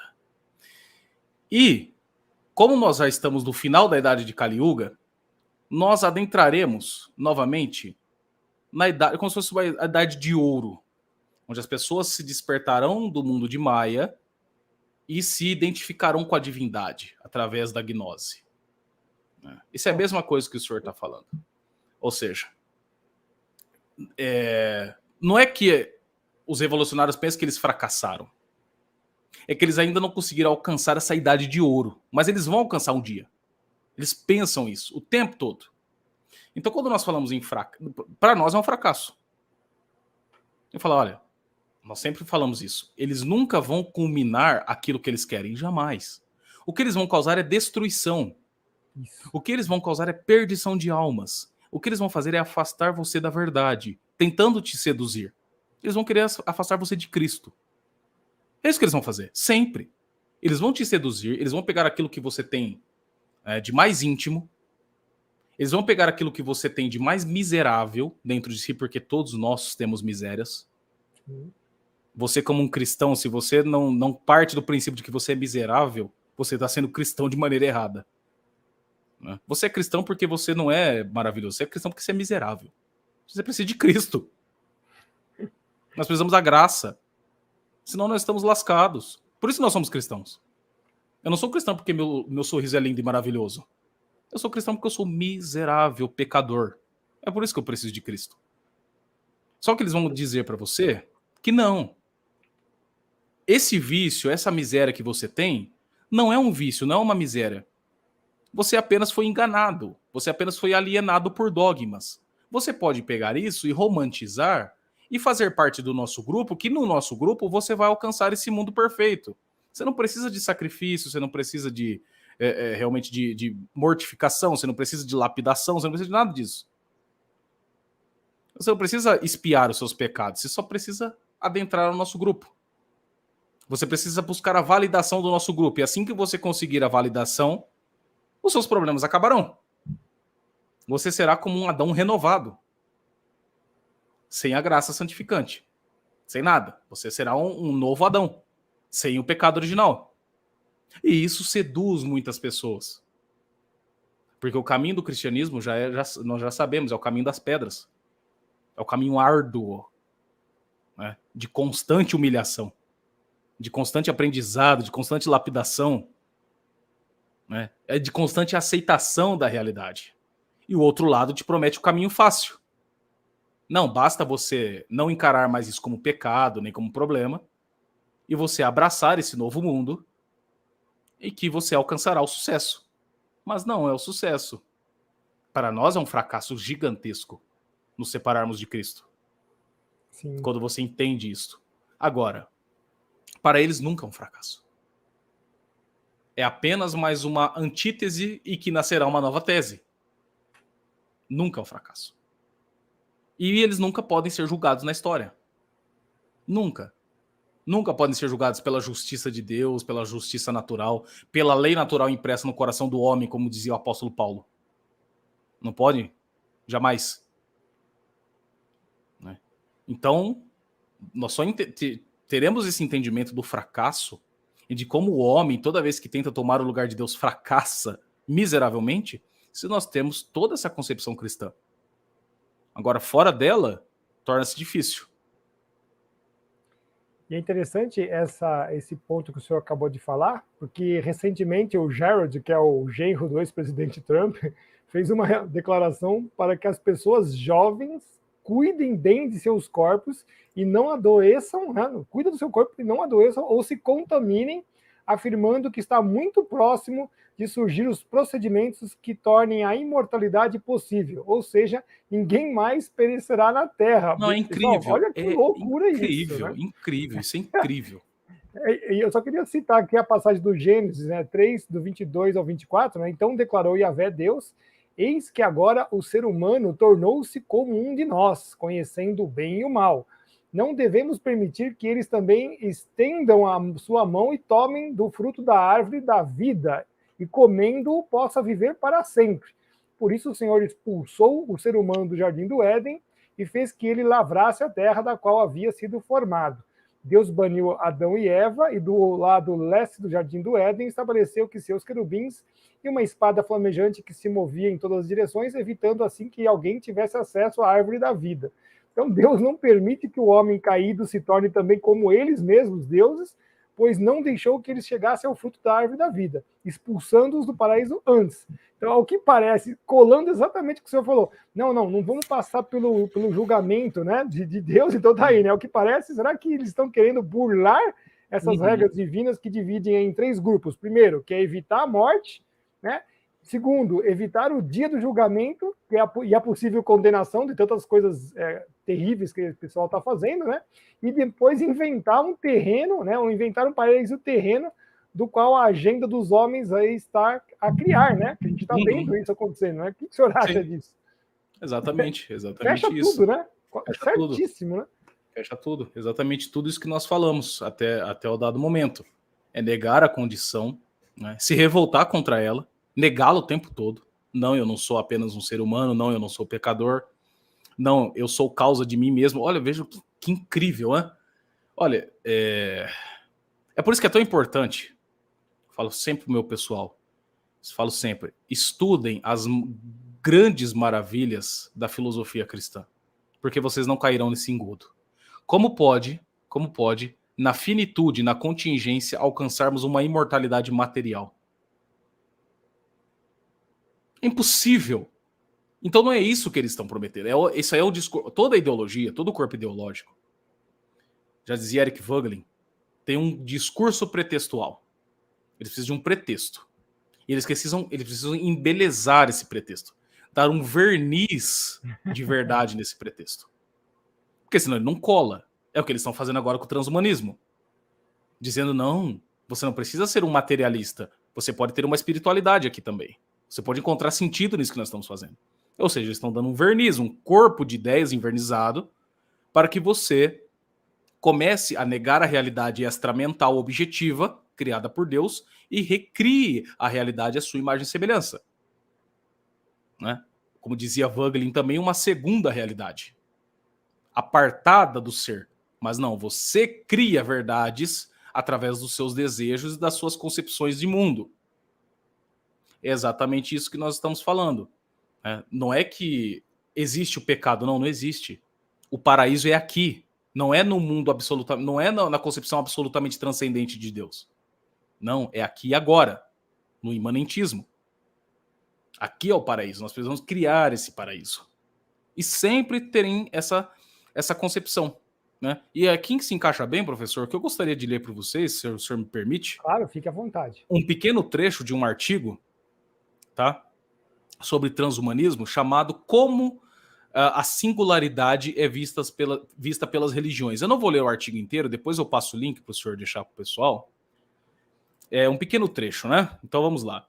Enquanto as religiões abraâmicas e ocidentais podem ter alguns problemas doutrinais em relação à singularidade, as religiões orientais são mais abertas. Muitos budistas e hindus proeminentes, incluindo o Dalai Lama, né? Eu nunca ouviu falar do Dalai Lama, né? Expressam apoio a projetos de singularidade. Isso inclui a iniciativa 2045, que o Daniel Stulin vai tratar no livro dele, Transevolução, um grupo de transhumanistas que está tentando construir um corpo artificial ou avatar que pode armazenar a consciência após a morte. Olha que maravilhoso, né? O futurista budista James Hughes, na revista budista Triciclo, afirma que as doutrinas do budismo são perfeitamente compatíveis com a singularidade, porque elas não precisam de um senso de eu. Não dar tanta ênfase à alma, né? Olha só que maravilha. Não dar tanta ênfase à alma permite à doutrina budista acertar mais facilmente as implicações de uma máquina se tornar senciente, ou aceitar a ideia de transferência da mente para um computador. A concepção hindu da alma é semelhante à concepção budista. Os hindus acreditam na Atma, né? Um elemento da alma que não pode ser acessado ou compreendido pelos sentidos materiais. Ou seja, a centelha divina, a concepção gnóstica, né? O Atma. Esta alma está condenada a uma existência de morte, de sofrimento e de reencarnação. No entanto, um Atman que percebe em si poderia eventualmente passar para o reino da realidade suprema, conhecida como Brahman. O fato de que um Atman é constantemente reencarnado em uma variedade de corpos não contradiz a singularidade. Na realidade, essa tal evolução possibilitaria a um hindu dedicado transferir sua mente para uma máquina e deixar ele passar o resto de sua vida em busca de autorrealização. Nossa, assustador isso. Estão vendo? E aí, não é à toa, meus amigos, não é à toa que você tem um simbolismo no CERN, no acelerador de partículas, de Shiva, logo na frente do CERN. Por que o simbolismo hindu oriental é tão importante para esses caras? Pesquisem em CERN Shiva no Google. Sim, Vocês acharão a imagem de Deus Shiva na frente do CERN, onde é um centro de pesquisas e ciência. Por quê? E aí você começa já a encaixar esses dados que nós estamos trazendo aqui hoje na sua cabeça. Certo? Exatamente. E ao mesmo tempo eles ficam com aquela ideia, não, vamos estudar as subpartículas atômicas disso, daquilo, que tem outros propósitos ali, que a gente já sabe, né? Sim. Entender o máximo da matéria justamente para entender outras questões aí que a gente não o modo sabe como eles matéria. encaram as partículas subatômicas como realmente emanações de divindades. Cara, é misticismo para tudo quanto é gosto. As pessoas têm de tomar essa pílula vermelha de vez, de que esses cientificistas não estão... Cara, eu vou falar a linguagem popular, se o senhor me permite, eles estão cagando e andando. Cagando e andando. Para esse melhoramento material. Eles propõem isso como um discursinho. Uma mera retórica para convencer desavisados. Não, eles estão cagando para isso. Eles têm... Olha, esse pessoal, de fato, para uma coisa que eles não cagam e andam, é para essa cosmovisão mística do mundo. Porque eles realmente... Isso sim... Eles realmente acreditam que eles são iluminados, que eles detêm esse conhecimento e esse poder de determinar o rumo da humanidade. Isso eles acreditam mesmo. Mesmo.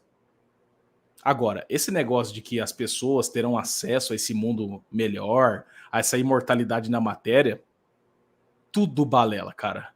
Tudo besteira. Continua sendo fazer o canto da sereia, ou na verdade do opositor.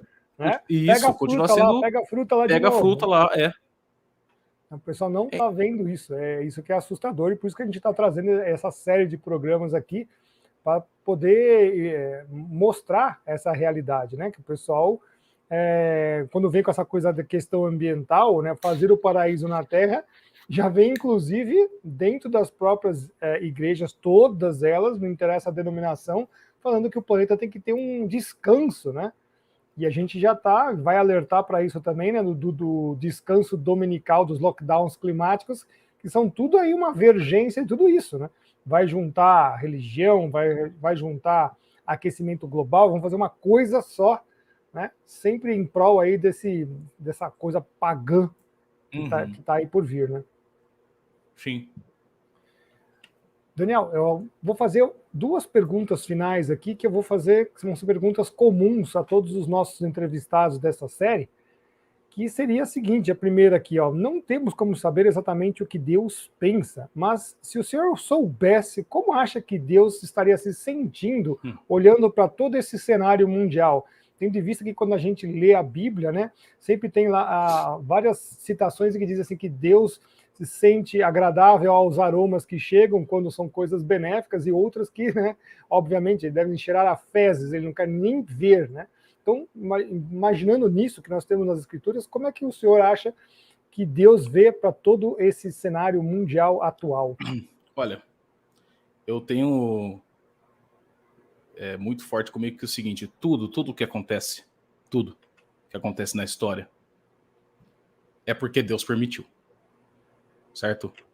Porque se eu postulasse, professor e os demais, que isto que acontece não foi permitido por Deus e que Deus se esqueceu de nós, ou virou as costas para nós, ou não sabe o que está acontecendo, eu estaria incorrendo aqui numa visão estritamente satanista. Sim. Porque eu estaria negando a onipotência, a onipresença e a onisciência de Deus.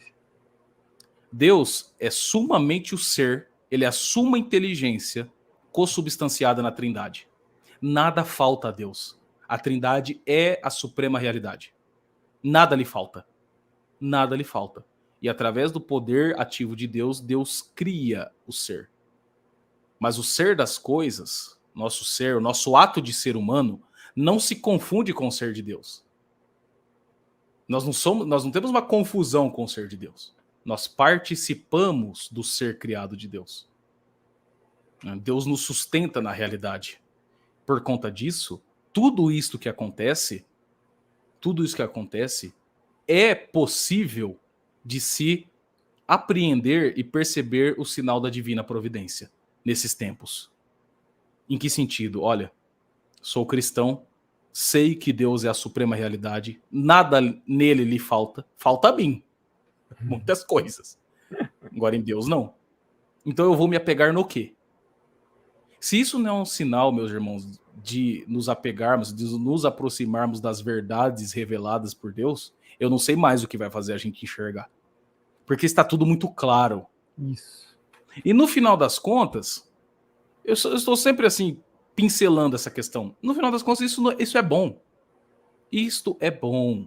Por quê? Porque nos faz abrir os olhos. E que, como não é possível que a gente não perceba que isso faz parte de um grande engodo, de uma grande mentira. E que é possível, diante disso tudo, encontrarmos a verdade. Uma verdade que não vai mudar. Nunca. Porque nunca mudou. Sempre foi aquilo que é. Não é isso? Não é esta revelação que Moisés recebe? No Monte Sinai? E ele se pergunta por Deus e Deus responde: eu sou aquele que sou. Eu sou aquele que sou. Ou seja, ele nunca deixou de ser quem é e nunca deixará. Portanto, a verdade nunca deixará de ser aquilo que é. Basta você ter o impulso da vontade, da sua inteligência de querer através da vontade e conhecer através da razão. E é um processo árduo, mas ele está nos chamando, e principalmente nesses tempos. O chamado que nós estamos recebendo é muito claro. É possível, é visível. Quando nós olhamos, né, o vazio da pós-modernidade, os grandes enganos, quando nós vemos a perdição das pessoas, quando nós vemos que os maiores fenômenos de perdição das pessoas está sendo a maldita depressão, o vazio existencial, as neuroses, as histerias, tudo isso e o que eles nos oferecem em troca. Olha, se entupa de remédio, se entupa de droga, feche-se a realidade, né? Esteja todo momento atordoado, amortecido, para não encarar a realidade. E do outro lado, né, nós temos o seguinte: através realmente, né, da entrega e do sacrifício, você se doar para uma verdade que nunca deixará de ser aquilo que é. São sinais claros. Né? Então Deus permite isto nesses tempos para que surjam pessoas, né, em sua coragem, em sua solidão, que estejam dispostas a falar essas verdades. Isso, no final das contas, é bom. Só que nós deixamos de ter, professor, esse senso de proporções consigo mesmos. Nós deixamos de ter esse senso de proporções. E de que isso que está acontecendo não é o absoluto na realidade. Não, é apenas uma parte deturpada que ofusca o bem criado por Deus. Agora, se nós invertemos o processo, aí nós estamos perdidos. Mas então, desses tempos, né, cabe a nós utilizarmos disso que nós estamos vivendo para alertar as pessoas das verdades substanciais, das verdades essenciais. E isso é bom, né? Vocês podem ter certeza que eu não sou um fatalista aqui. Isso é bom, eu encaro isso como bom, porque quanto mais bizarro vai ficando o cenário, e está bizarro, mais as pessoas vão realmente se aproximando disso que nós estamos falando. Porque elas falam, não, para eu acreditar que eu vou ter uma imortalidade terrena, em que esse mundo transhumanista nanotecnológico e através desse sincretismo religioso vai me trazer o paraíso, eu preciso ter uma fé nisso muito maior do que na revelação de nosso Senhor Jesus Cristo. Esse é um ponto muito bom. Mas eu preciso ter uma fé muito maior. A minha fé precisa ser assim, cara. Eu não acredito que eu sou um sujeito de uma fé muito abrangente, certo? Eu não acredito que eu tenho muita fé. Não acredito nisso. Mas, cara, a minha fé em Jesus Cristo, eu vejo que ela é concreta, ela é substancial. Agora, para eu acreditar, se eu já tenho esse problema, né, de procurar muitas vezes as evidências e também a razão para que eu possa crer, né, eu precisei disso para me converter. Enquanto eu não fui convencido dos preâmbulos da fé, né, dos preâmbulos fidei, aquilo que realmente prendeu a minha razão naquilo, eu não me converti. Com outras pessoas é diferente. Tem outras pessoas que têm uma fé muito forte. Elas creem para entender. Aquilo que dizia Santo Agostinho. Elas creem para entender. Eu já fui pelo processo contrário. Eu tive que entender para crer. Agora... Que é o racional e totalmente válido. Isso é importante. Para eu crer nisto, nossa, a minha fé tem que ser muito maior. Então esses caras querem que a gente engula isto, né? Sendo que quando você conhece o cristianismo, você fala, não, isso aqui é muito mais plausível e racional. Porque também chega daquilo da gente aceitar que essas pessoas falam que a fé cristã é irracional, blá, blá, blá. Não, negativo. É o contrário. É onde se assenta a ciência por excelência. Isso.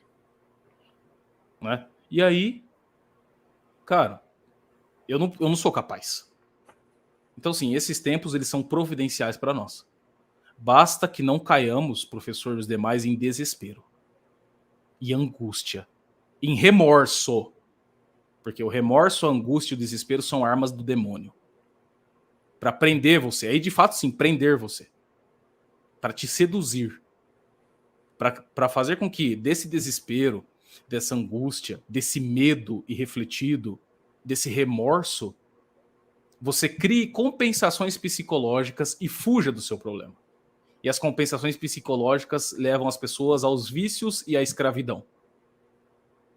Então são tempos providenciais que nós precisamos nos atentar para realmente estarmos participando do bem, do belo e do verdadeiro. Interessante da sua fala, se me permite aqui fazer só uma colocação, que realmente nós estamos passando pelo... Até correr aqui, anotar para não perder, né? Porque são muitas coisas interessantes. Realmente nós estamos passando sempre por aquele tempo que é o preto no branco, né? Não tem mais essa coisa de achar que a regra do jogo está muito clara, e exatamente isso faz com que a gente racionalize quanto Cristo e o caminho dele é o correto. Então, na verdade, está até mais fácil para quem quer saber. É isso que é interessante. Quem está realmente com os olhos abertos, né? Por isso que Jesus fala, né? Eu falo para aqueles que querem ouvir, para aqueles que querem ver. E realmente está aqui, ó, preto no branco. Sim. Esse é o primeiro ponto. A segunda, que a gente vê agora nessas eleições, como a vergonha, né, está sendo exposta nas praças públicas. Uhum. Então, mais um ponto para nos mostrar aqui que tempo nós estamos vivendo. E o terceiro que eu queria dizer também, que o senhor comentou, é esse negócio de aproveitar a vida, que eles vão sempre oferecer várias coisas para as pessoas, que é o velho carpe diem romano, né? Que eles esquecem que o carpe diem romano foi aplicado na época que Roma estava já indo para os beleléu, né? Os caras, é um Deus nos acuda, vamos aí, cada um aproveite como der, né? E isso a gente tem que ressaltar como a história se repete.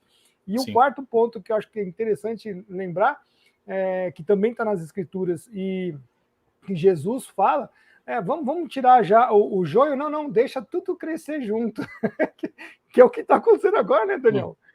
Deixa tudo crescer junto. Na hora certa, nós vamos ver o que nós vamos tirar do lado de cá e do lado de lá, né? Sim. Está muito claro, quer dizer, pela própria racionalidade, como o senhor mesmo falou, é até mais fácil você entender, gente. Não tem nada de místico e tudo que eu tenho que imaginar. Gente, é uma coisa assim surreal para quem realmente está com os olhos abertos, vai entender. E o lado de lá dos opositores, eles estão com tanta parafernália, que são tudo coisas contrárias, destrutivas, e o opositor veio para matar, roubar e destruir, que é só você encaixar, qual o discurso que encaixa no matar, roubar e destruir, e qual que está te dando a salvação da vida eterna. Bingo, certo? É muito óbvio, ficou muito claro, muito cristalino. E acho que essa que é a beleza das coisas nesse nosso tempo de revelação, que nós já estamos aí passando por esse, vamos dizer assim, as dores do parto, né? E me assusta as pessoas ainda estarem se questionando, né? Eu tomei a vacina, não, mas ela fazia bem, não, mas o governo quer nosso bem, não sei o quê. Gente, acordem para a vida, né? O Daniel acabou de falar, pô, o cientificismo cheio de magia, de não sei o quê. É tudo muito preto no branco, não tem mais o que esconder, né? Eu acho que isso seria uma mensagem bem forte dessa nossa apresentação de hoje, né, Daniel? Sim, exatamente. Eu sempre digo, professor, o seguinte: as pessoas elas realmente invertem as coisas. Quando as pessoas falam, não, Deus é muito complexo, eu não consigo entender a Deus. Não, você está invertendo. Se Deus fosse complexo, a nossa inteligência não daria conta da complexidade divina. Deus é simples. Deus é a substância simplíssima. Tudo que Deus faz, quando Deus apresenta uma narrativa na nossa vida, ela é uma narrativa sempre dotada de sentido. Por se não fosse assim, Deus seria arbitrário. Deus brincaria com a nossa inteligência. Tem sentido. E Deus não faz isso. Deus não é burro, hein? Deus é a suma inteligência. Então ele não iria brincar com você. Ele não ia confundir o teu juízo. Pessoas entendam isto. Deus não brinca com os teus juízos, ele não é complexo. Quando você compreende uma coisa, parece que quando a gente compreende é como se fosse um objeto 3D. Olha, eu tô vendo isso, eu tô compreendendo tudo que eu tô vendo. Aí sim você vê uma narrativa divina. Deus conversando contigo. Porque tudo que você passou faz sentido. Faz completo sentido. Você conseguiu realmente, como se fosse um objeto passando na sua frente. Você tá parado, passa um carro, você consegue ver todo o período. Você consegue entender tudo. Ali tem uma narrativa divina. Agora, se você não entende nada, se tudo ficou muito confuso, se não fez o menor sentido, desconfie. Pois não é Deus que está falando contigo. É outra coisa. O mundo préternatural existe. Então, quando você recebe uma imagem, uma visão que você não consegue ter assim, clara evidência, você não consegue ver o que é, você não consegue inteligir aquilo, desconfie. Agora, quando essas coisas são apresentadas e você tem essa visão clara, óbvia, é como se fosse algo intuitivo. Você consegue entender, né? Você consegue entender a premissa, você consegue entender a proposição, você consegue entender as consequências da premissa, você entende tudo. Ali é uma narrativa dotada de sentido. Ali você tem um diálogo divino humano acontecendo. Se não, meu amigo, suspende o juízo. É assim que acontece. As pessoas precisam se dar conta disso, professor. E é nosso papel explicar isso às pessoas. Parem de querer trazer complexidade para Deus. É nós que complicamos as coisas. Deus não. Deus disse, faça-se a luz. E a luz se fez. Quando Deus disse isso, não é a luz aqui do meu quarto. É inteligibilidade. Para que fazer você entender. Né? Você entender. E são nesses tempos de crise, nesses tempos de perdição, que cada vez mais nós compreendemos melhor as coisas. E aí você vê uma presença divina. Então é o contrário do que as pessoas falam. Não, Deus nos abandonou, Deus virou as costas. Não, não. Nunca, jamais. Pois são nesses momentos que você consegue compreender melhor o gigantesco contraste entre aquilo que dizia Santo Agostinho, a cidade dos homens e a cidade de Deus. Certo? Então, é essa a mensagem principal. Como você vai, assim, escapar desse engodo. E realmente cair aí, aceitar a verdade. Eu gostaria de fazer a última pergunta, né, já para a gente passar uma mensagem para as pessoas, né, baseado nos princípios bíblicos, como que nós devemos encarar essa realidade agora, né, já imaginando que nós estaremos aí na parte da revelação dos nossos tempos. Como, professor, desculpe? Como é que a gente deveria encarar a realidade usando aí os princípios bíblicos mesmo, né? Já imaginando que nós já estamos nessa revelação do final dos tempos, né? Eu lembro aqui das palavras de Jesus, né? No mundo tereis aflições, mas tende ânimo, eu venci o mundo. Então, nesses tempos, é uma mensagem bíblica providencial, onde nas palavras de Jesus, Jesus já nos alerta, né? Que tudo isso que nós estamos passando, nessa nossa presença no jardim das aflições, é onde nós temos de ter esse ânimo. Por que Jesus disse isso? Porque são nesses momentos em que nós seremos animados pela presença de Deus, onde nós vamos conseguir distinguir o joio do trigo, distinguir os caminhos. São nesses tempos. É muito mais difícil em tempos mais tranquilos, onde as pessoas, que nós temos essa tendência, né? Nós temos a maldita tendência em querer sempre negar as realidades superiores. Então, esses tempos são como que sinais da providência divina, para que nós voltemos, né, para aquilo que realmente nós somos feitos para fazer. Então, é essa a mensagem que eu deixo, né? No mundo tereis aflições, mas tende ânimo, eu venci o mundo. É a mensagem que somente nele nós venceremos o mundo. É o que diz, né, em Gálatas, capítulo 2, versículo 20. Né? Não sou eu mais quem vivo, mas Cristo vive em mim. E é interessante que até matematicamente dá para mostrar isso, né, Daniel? Se fosse todo mundo nessa mescla de marasmo, nós teríamos uma gaussiana perfeita. Né? E como tem agora uma polarização gigante das trevas, então você puxa-se, né, uma curva para um lado, e aí a igreja de Cristo mesmo, ela se manifesta, então ela é totalmente opositora, então ela vai para o outro lado. Você vê como Deus realmente faz as coisas de forma magnânima e simples. Não? De repente, de uma gaussiana, você vê duas gaussianas com modais, um lado está aqui. Você sabe muito bem agora quem é o joio e quem é o trigo. Né? É o que Cristo dizia, quem não está comigo está contra mim. Exato. Pronto, nós estamos nesse momento. Nós estamos nesse momento. Quem não está comigo está contra mim. E nós estamos vendo claramente os dois caminhos. Os dois caminhos. Mas claramente os dois caminhos. Eles próprios estão dizendo, olha, o cristianismo é incompatível com a gente. Eles estão dizendo. Mas não tem como, é só você ler, realmente você pegar para estudar, você vai ver, eles estão falando, olha, não conseguimos mesclar o nosso modo transhumanista de mundo com o cristianismo, não dá. A gente não consegue. Eles estão falando para você. Isso. Se eles estão falando, não é esse Zé Mané aqui que vos fala que vai te convencer, é só você ir lá nos caras. Lê o que os caras estão falando. Lê, vai lá e lê.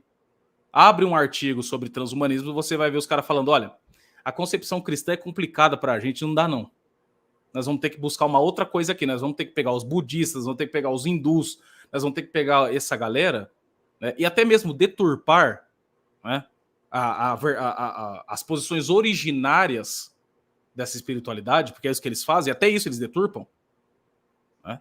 Porque se você conversar com um hindu realmente tradicional, ele vai falar que isso é uma gigantesca besteira. Eu não tenho dúvida disso. Não tenho dúvida. Mas é o que eles fazem, eles pegam essa determinada visão, eles deturpam para encaixar na sua ideologia. Todo ideólogo faz isso. Todo ideólogo faz isso. Agora, está claro, eles vão falar para você, o cristianismo não dá para ser compatível com a gente, e você ainda não se deu conta dos dois caminhos, aí está a sua oportunidade, cara. Eles estão falando. Não sou eu só estou reproduzindo o que eu li deles. Ou seja, cai de novo no preto, no branco, como a gente está falando o tempo todo nesses últimos 2 anos. As regras do jogo são claras, eles mesmos falam, quer dizer, ou a Igreja de Cristo se amolda no mundo, que não é para fazer, que é colocar o quadrado no redondo, né?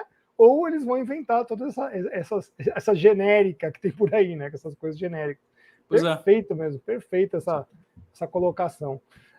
Daniel, deixa eu só fazer os agradecimentos aos nossos colegas que nos ajudaram aqui. Deixa eu só. Quero fazer aqui então os agradecimentos aos nossos membros aqui do canal. Muito obrigado para todos vocês que são membros cônsul e também os membros embaixador, tá? E ao pessoal que faz aí apoio no nosso canal através do PayPal. Meu muito obrigado para todos vocês.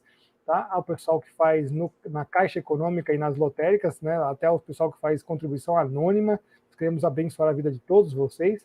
E os guerreiros que estão lá no Apoia-se, todo esse tempo aí fazendo parte dos nossas atividades aqui do canal, tá? Muito obrigado para todos vocês e aos nossos colegas que também ajudam com material para o canal.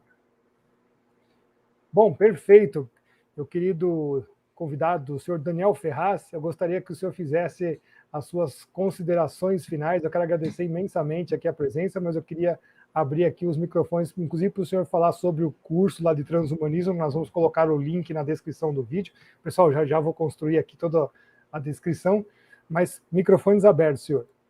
Eu agradeço novamente, professor. É sempre uma honra estar aqui no canal do senhor. Logo, logo estaremos no meu canal também, se Deus quiser. Amém. Agradecer a presença dos inscritos do senhor, meus inscritos aqui presentes também, cumprimentá-los todos. E espero que essa nossa transmissão também tenha servido para os propósitos de Deus, né? Que tudo que tenha saído da nossa boca tenha sido transubstanciado na vontade do Pai. De nada adianta também eu querer aqui transparecer bonitezas retóricas se não estiver alinhadas com a vontade de Deus, né? Então, espero que essa transmissão tenha sido de grande valia para a vida de todos que estão ouvindo, que a gente possa ter contribuído de alguma maneira, né, para que todos possam enxergar a verdade. E é isso. E também indico, como o professor bem falou, no meu canal, Daniel Ferraz, tenho lá algumas playlists. Então, você acessando o meu canal, você pode ver várias playlists lá. Tem lá sobre o meu mini curso, né, de 15 aulas sobre mentalidade revolucionária e globalismo, a playlist sobre história da filosofia, a playlist sobre transhumanismo, né, entre gnosticismo e transhumanismo, que é uma playlist de 6 episódios, que tem muito a ver com o que nós falamos hoje. E lá eu vou pegar o tema do transhumanismo e linká-lo à simbologia esotérica. Eu vou realmente nos primórdios ali. Eu tento pegar o fundamento do transhumanismo nesses episódios. Tem também uns videocasts, né, falando sobre a russofilia, a democracia liberal, o The Great Reset, também falei sobre isso, o metaverso. Então, assim, tem um conteúdo abrangente sobre essa questão. E eu indico a todos, se estiverem interessados, em dar um pulinho no meu canal lá e adquirir esse conteúdo. São horas e mais horas aí para você. É isso aí, pessoal. É importantíssimo participar lá do canal do Daniel Ferraz, tá? Eu conheço aí pelo menos acho que uns 7 ou 8 anos já, e são coisas assim com muita profundidade, vocês vão gostar mesmo. Querido Daniel, queria agradecer imensamente aqui a sua presença no nosso canal, tá bom? Deus abençoe o senhor aí, e em breve será convidado mais uma vez, e nós vamos também lá no seu canal fazer uma bagunça lá também. Ótimo, ótimo. Tá bom, Daniel? Muito obrigado. Um grande abraço para você. Tchau, tchau. Eu queria agora fazer aqui um encerramento com os senhores, agradecendo aí, gostaria de agradecer a presença de todos, em especial pedir que Deus abençoe a todos vocês que semearam com as suas contribuições para que esse programa acontecesse, tá? Isso é importante. E quero lembrar a todos que se mantêm na palavra, com suas lâmpadas cheias de óleo, que o Senhor nos garantiu que estaria conosco até o final dos tempos.